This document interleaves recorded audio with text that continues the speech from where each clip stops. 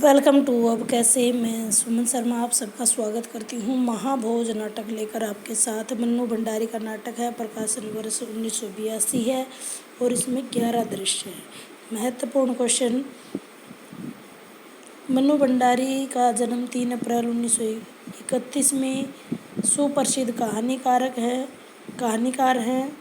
मध्य प्रदेश के मंदसौर जिले के भानपुरा गांव में इनका जन्म हुआ। बचपन से इनका नाम महेंद्र कुमारी था। उन्होंने लेखन में अपना नाम मन्नू किया है। एमए हिंदी किया उन्होंने। दिल्ली के मिरांडा हाउस में अध्यापिका रही। धर्मयुग में धारावाहिक रूप से प्रकाशित उपन्यास आपका बंटी से लोकप्रियता उन्हें प्राप्त हुई। मन्नू भंडारी विक्रम विश्वविद्यालय उज्जैन में प्रेमचंद सृजन पीठ की अध्यक्षता भी रही। लेखन के संस्कार उन्हें विरासत में मिले। उनके पिता सुख संपत राय भी जाने माने लेखक थे। कहानियाँ हैं।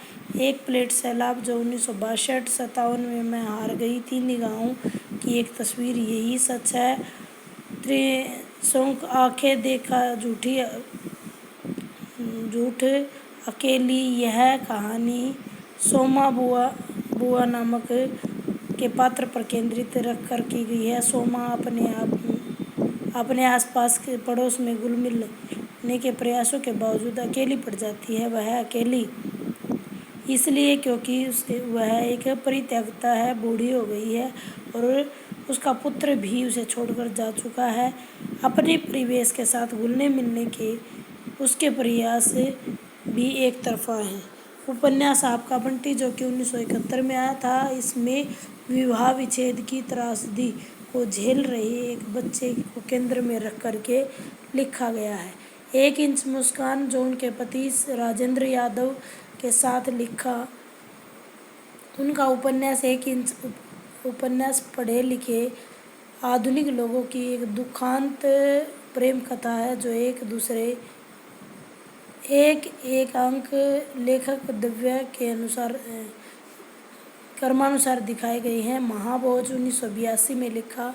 यह नौकरशाह और राजनीति में व्याप्त भ्रष्टाचार के बीच आम आदमी की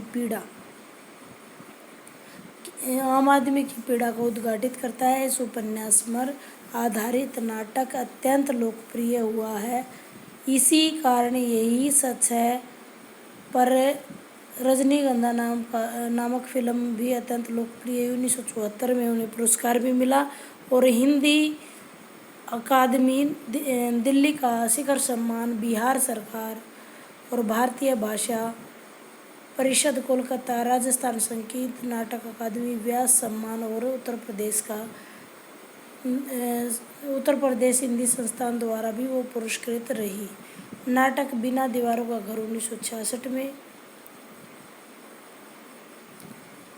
पात्र जो हैं इसके विशेषण बीसू मुख्य पात्र है। हीरा बीसू के पिता हैं। बिंदेश्वरी प्रसाद उर्फ बिंदा रुकमा बिंदा की पत्नी है। दादा साहब मुख्यमंत्री और नाटक मंत्रालय के प्रभार भी है। सदाशिव अत्रे सत्ताधारी पार्टी के अध्यक्ष। जोरावर स्थानीय बाहुबल तथा दा साहब के सहयोगी।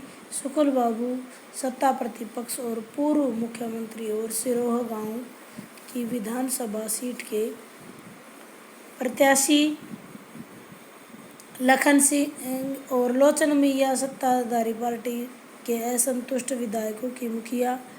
सक्सेना पुलिस अधीक्षक और दत्ता बाबू मसाल समाचार पत्र के संपादक। देखिए ये एक बार पढ़ने से आपको याद नहीं होंगे, दोबारा 2-3 बार इनको पढ़िए। कथानक की बात मैं करती हूँ। महाभोज नाटक का ताना बाना सिरोहा नामक गांव के इर्द गिर्द बुना गया है। सिरोहा गांव उत्तर प्रदेश के पश्चिमी भाग में स्थित है जहां विधानसभा की एक सीट के लिए चुनाव होने वाला है। कहानी विशेषर उर्फ बिस्सू की मौत की घटना से आरंभ होती है। सिरोहा गांव के हरिजन बस्ती में आगजनी की घटनाओं से दर्जनों व्यक्तियों की निर्मम हत्या होती है। बिस्सू के पास इस हत्याकांड के प्रमाण थे जिन्हें वह दिल्ली जाकर समक्ष जो पदाधिकारी हैं उनको सौंपना चाहता था। बस्ती के लोगों का न्याय दिलाना चाहता था, किंतु राजनीतिक षड्यंत्र द्वारा बिस्सू को ही जेल में डाल दिया जाता है और उसके प्रतिरोध को कुचल दिए जाने का प्रयास करते हैं। बिस्सू की मौत के पश्चात उसके साथी बिंदेश्वरी उर्फ बिंदा इस प्रतिरोध को जिंदा रखता है। बिंदा को भी राजनीति और अपराध के चक्कर में फंसाकर सलाखों के पीछे डाल दिया जाता है। अंततः नौकरशाही वर्ग का ही एक चरित्र पुलिस अधीक्षक सक्सेना वंचितों के प्रति प्रतिरोध को जारी रखता है और जातिगत समीकरण किस तरह से भारतीय स्थानीय राजनीति का अनिवार्य अंग बन गई है, उपन्यास का केंद्रीय और चिंतनीय विषय है। पिछड़ी और वंचित जाति के लोगों के साथ अत्याचार और प्रतिनिधि चरित्रों द्वारा उसका प्रतिरोध कथा को गति प्रदान करता है। भंडारी के नाटक में नैतिकता, अंतर्द्वंद, अंतर्विरोध से जूझता सत्ताधारी वर्ग, सत्ता प्रतिपक्ष, मीडिया, नौकरशाही के अवसरवादी चरित्र पर व्यंग्य किया है। निष्कर्ष के रूप में कहेंगे कि मन्नू भंडारी द्वारा लिखा गया एक हिंदी उपन्यास है। नाटक और अपराध व राजनीति के गठजोड़ का ये यथार्थ चित्र प्रस्तुत करता है। उम्मीद करती हूँ जानकारी आपको अच्छी लगी होगी। धन्यवाद।